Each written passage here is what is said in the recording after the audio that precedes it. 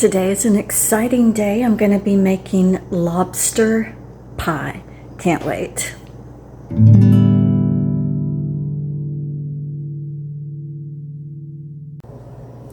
These are the ingredients you'll need for today. I have these 3 frozen smallish lobster tails that I got from the grocery store. These are fresh from PEI.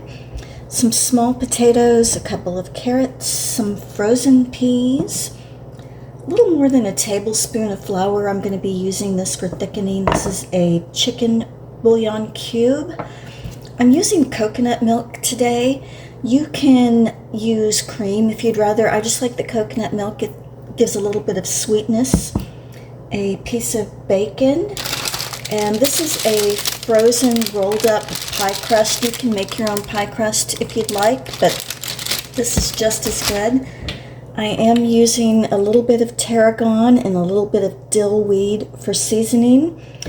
And these are some tortilla chips. I'm going to be crumbling these up and mixing it with butter and putting it on top of the pie. It's going to be so yummy.